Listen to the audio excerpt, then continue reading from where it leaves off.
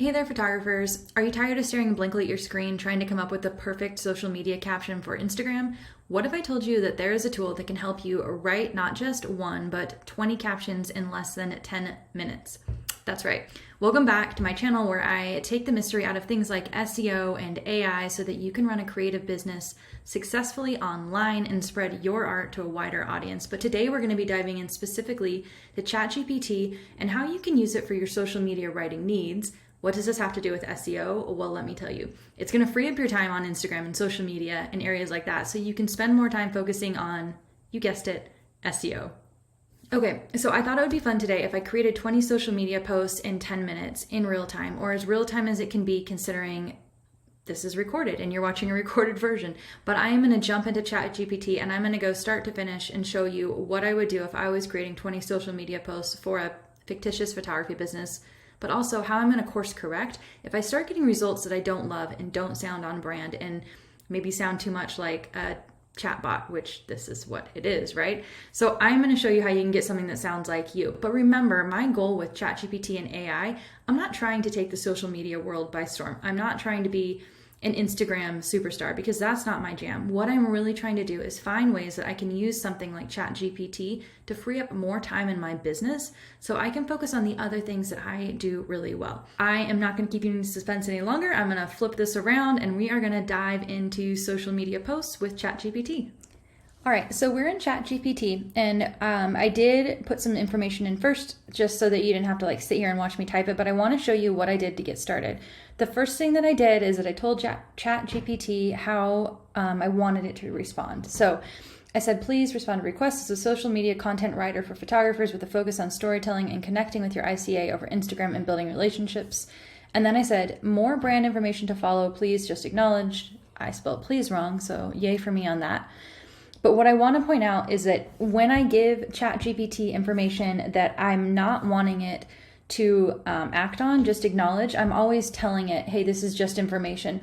Because if you don't, if I just said, can you do this for me? It would say yes. And then potentially it would just start writing random things. So it's really important that when you do this, as you start adding information in that you want ChatGPT to have, that you tell it whether or not it needs to act on the information or just acknowledge. So in this case, I said, more brand information to follow, please just acknowledge. And then it responds and it says,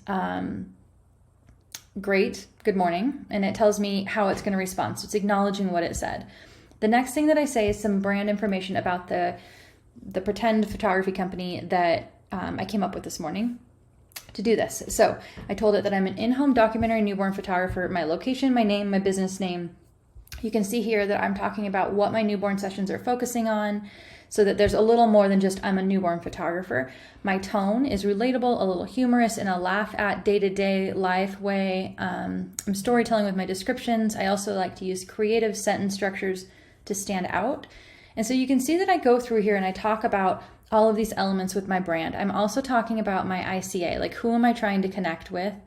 Most of my clients are first-time photography people, or at least first time to having photos done at home.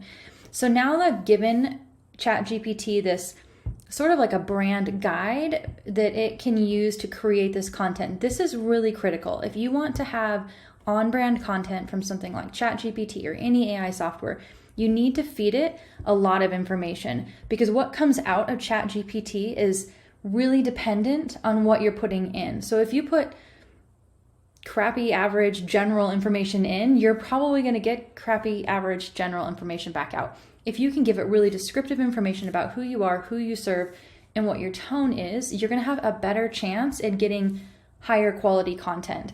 So I encourage everybody to, if you don't have this already, write some stuff down about your brand, even if it's just a paragraph, who you are, who you serve, what your tone is like, and have it stored somewhere else so that every time that you start a session with ChatGPT, you can copy that and paste that in here.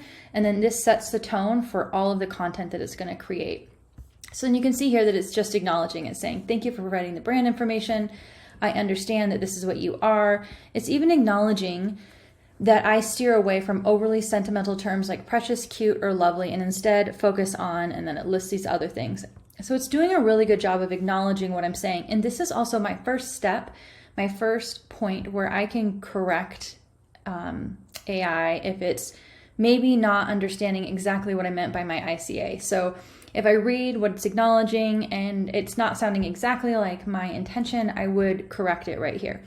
But this information is already in, and this is sort of the starting point, and I am going to look at my time and make sure that I do this all in 10 minutes, and I'm going to start creating those 20 captions in 10 minutes. All right.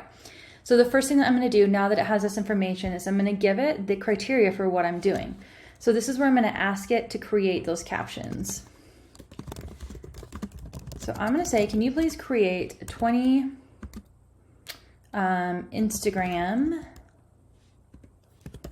I don't have to say captions, Instagram posts for this business.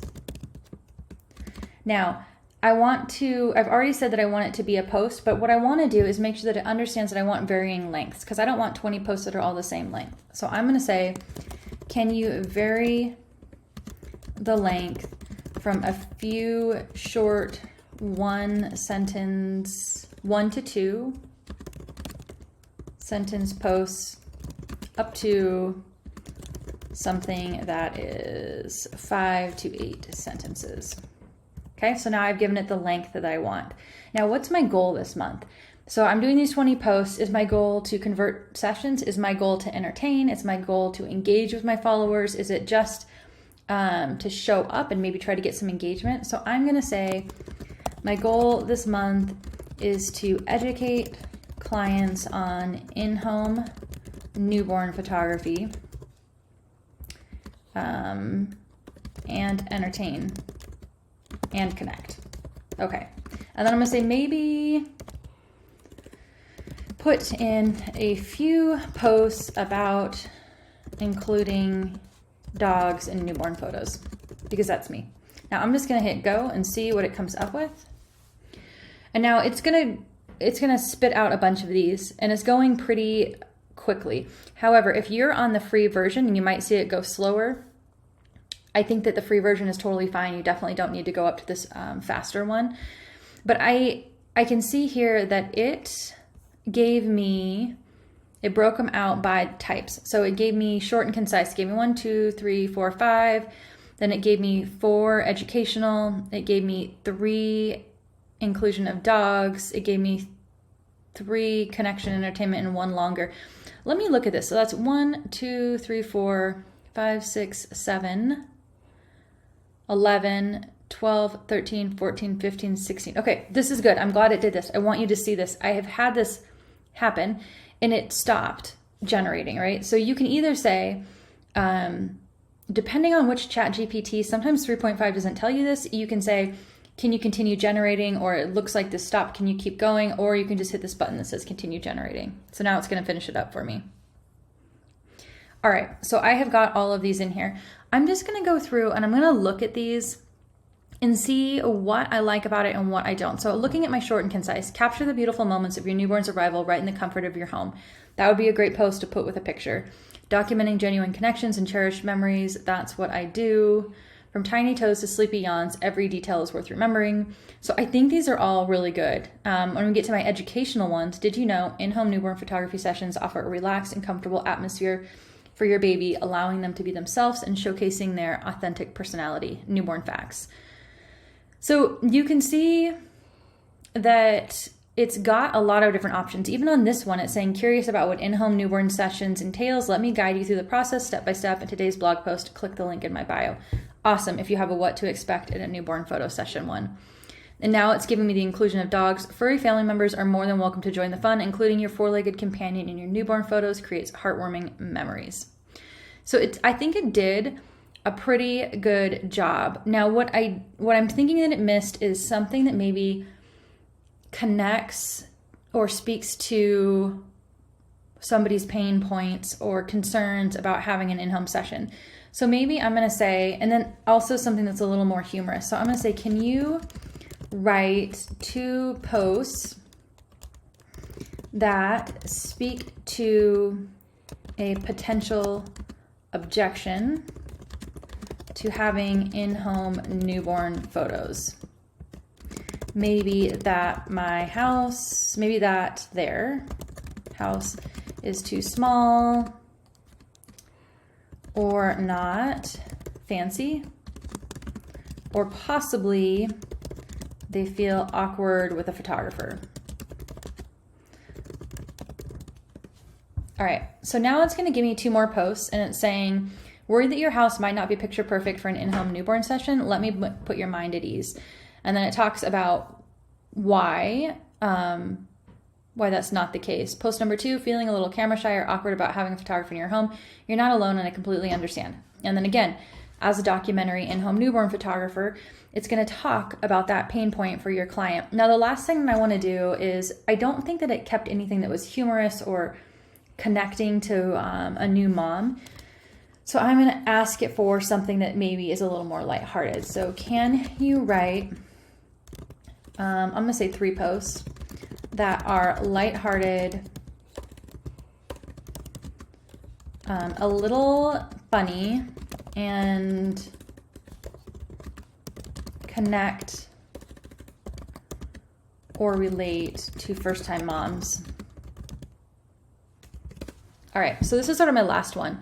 So to all the first-time moms out there, I salute you. Remember the days when you thought getting a full night's sleep, oops, I gotta scroll back up, was a given? Yeah, me neither. So from deciphering the language of baby cries to becoming a diaper-changing ninja, you've mastered the art of momming like a pro. First-time moms, can we take a moment to appreciate the superhero cape that you're wearing? Dear first-time moms, let's take a moment to appreciate the powerful magic that you possess.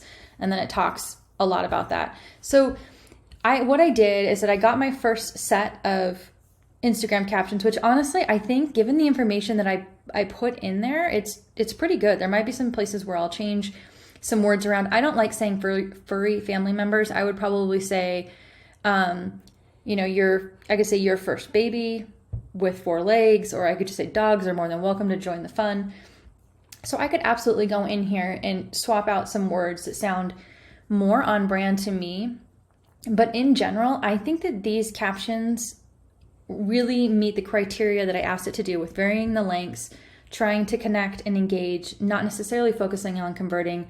It had the education ones that I wanted. It had the dog ones that I wanted. And then when I went back in and I changed it, and I said, can you please also add something that talks about the objections that somebody might have for photos? And then can you do something that relates to moms? It came back and it gave me posts that speak to my client's objections. And you can see that it did the ones that are relating to moms too.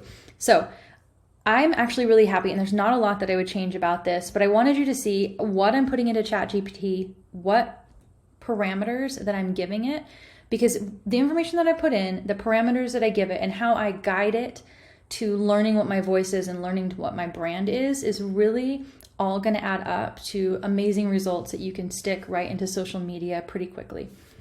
Phew, I think we knocked it out in 10 minutes. Is it perfect?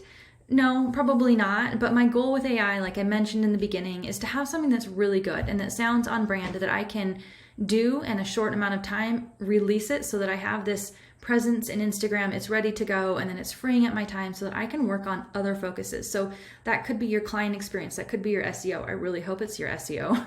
It could be editing photos. It could be that you have a bunch of sessions, but AI, ChatGPT, is really a great tool to be an assistant to your business. Should it run your business? No. Should it take over your brand voice? No. But for me, something like Instagram captions for my photography business, this is a really good fit because I can get it pretty close to sounding just like me, and I can get it into Instagram, and then I'm not worried about what I'm doing for social media for like 30 days, and that is a huge benefit.